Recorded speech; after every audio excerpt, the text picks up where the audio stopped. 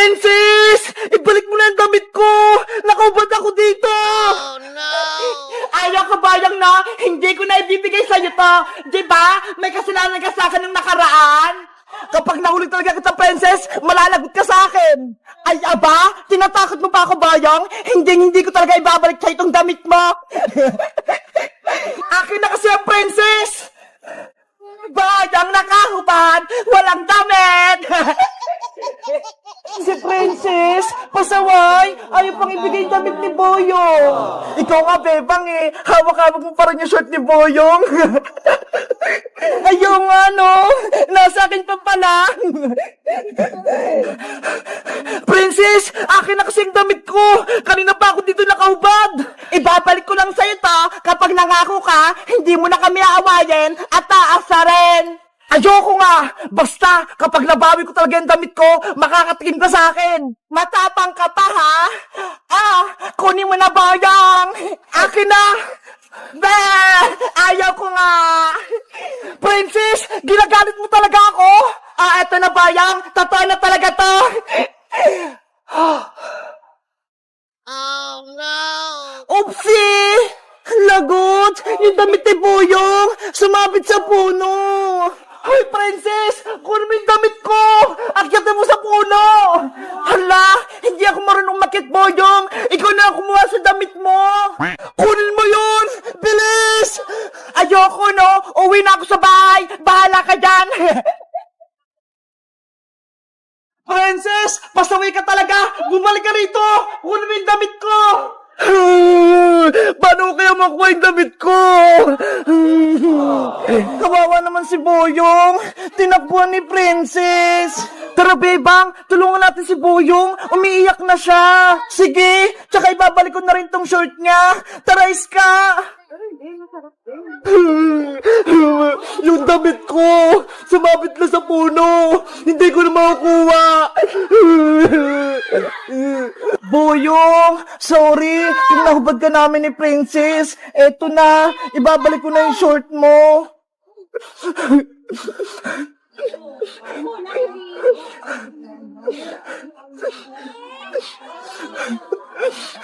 Bebang, anong gagawin natin? Umiyak si Boyong. Paano natin siya tutulungan?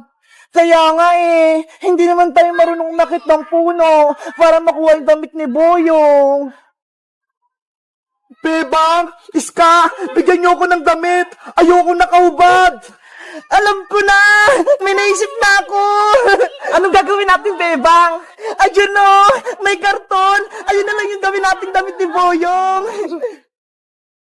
Etong karton? Pwede ba natin gawin damit to?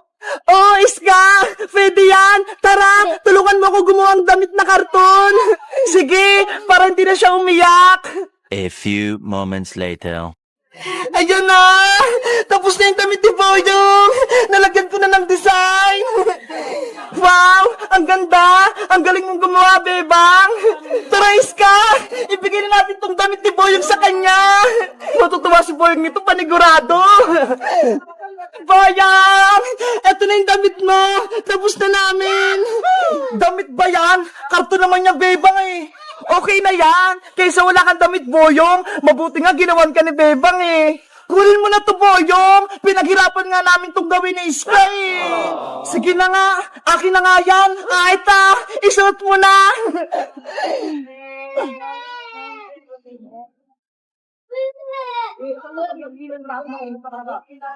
Wow! Wow! Bagay na bagay sa yung damit mo, Boyong! May abs ka pa! Para kang siga! Siya na lang yung gawin mong damit, Boyong! Huwag na yung kulay blue! Hayaan mo na sa dyan sa puno! Malalago talaga yan sa akin si Princess kapag nakita ko siya! Hello guys! Magandang araw! Ako si Boyong! Si Princess, sinabit niya yung damit ko dun sa may puno. Buti na lang, ginawa na ako ni Bebang ng karton na damit. Maganda ba yung gawa ni Bebang? Mag-comment lang kayo kung ano pang magandang ipapagawa kay Bebang. Bye-bye! Oh no! Princess! Ano nangyayari sa'yo? Bakit ka nagwawala dyan? Princess! Buksan mo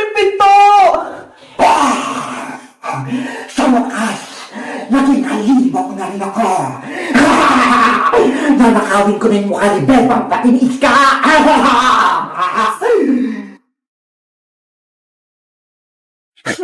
Kailangan ko makatakas dito para masabihan ko si Iska at si Bebang na asun yung kasama nila. Princess! Okay ka lang ba dyan sa loob ng CR? Bebang! Pumasok ko dito sa loob! Tulungan mo ako! Bakit? Ano nangyayari sa'yo? Nagulat kasi ako dito sa CR nyo eh! Masakit yung pa ako! Kawawa naman pala si Princess! Nadulas siya! O siya, Princess! Papasok na ako! Gumana yung plano ko. Lalapit sa akin si Bebang. Princess!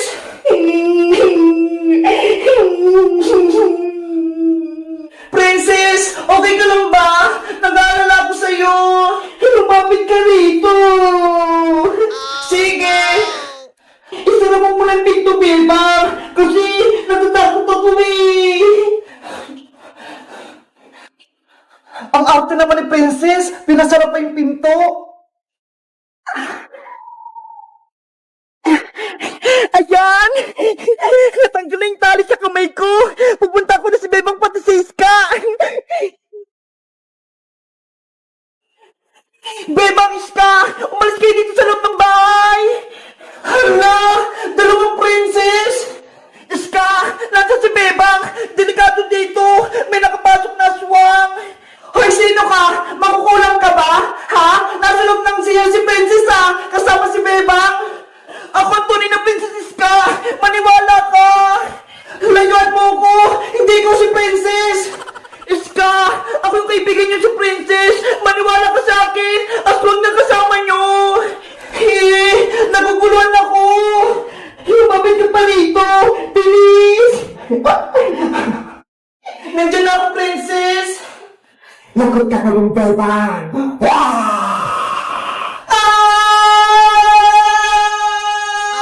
Bebang! Ano nangyari dyan? Si Princess! Isang aswang!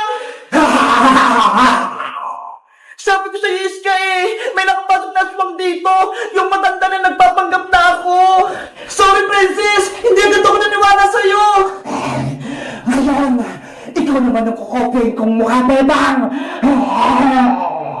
Ano pong gagawin niyo sa akin?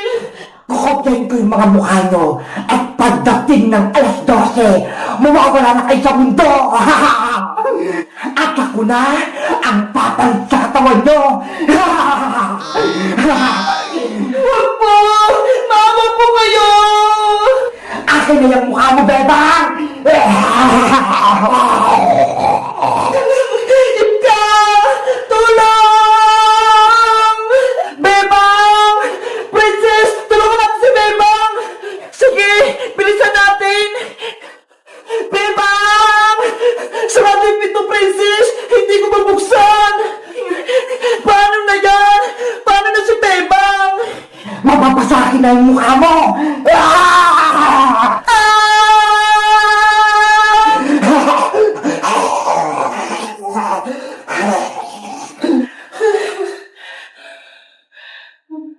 Oh no! Sa wakas, nakopya ko na rin yung mukha ni Bebang. Hello guys! Magandang araw! Si Bebang, nahuli ng matandang aswang. Ano kayong gagawin namin, Iska, para matalo yung matandang aswang at para makaligtas si Bebang? Mag-comment lang kayo para sa part 3. Bye-bye!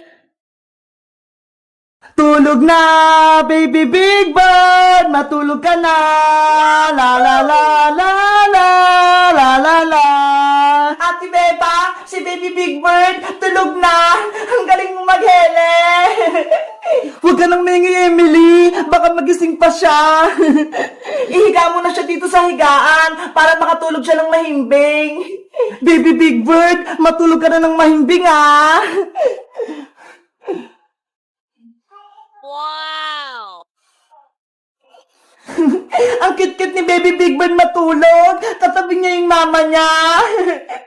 Yahoo! Emily, Emily, ano kayang magandang pangalan sa anak ni Big Bird? Wala pa kasi akong naisip eh.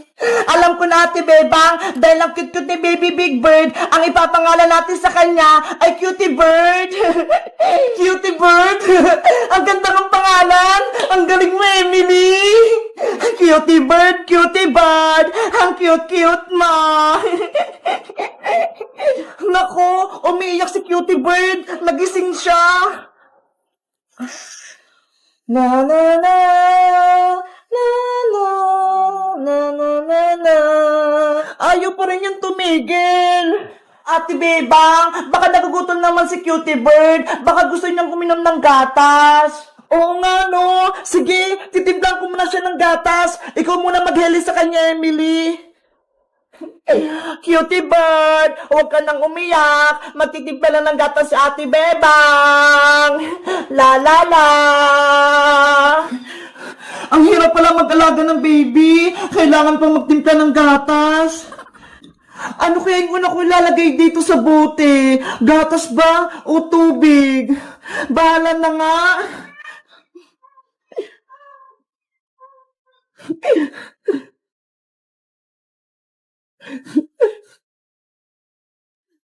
Ayan, may tubig at gatas na siya. Isishake ko na lang to.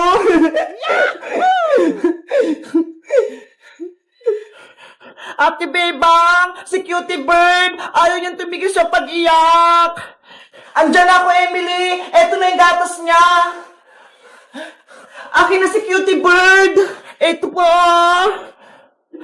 Cutie Bird, eto na yung gatas mo. Ayan, tumigil na siya sa pag-iyak. Gusto niya yung gatas. Ang galing mo, Ate Bebang. Ikaw na talaga yung magaling na lola ni Cutie Bird. Hala, lola na ako. Oo, kasi ayun yung anak ni Big Bird. Kaya, ikaw yung lola ni Cutie Bird. Oo nga, no? Lola na pala ako. Bebang, tulungan mo ko. Ano yun, Princess? Gabing-gabi na ha.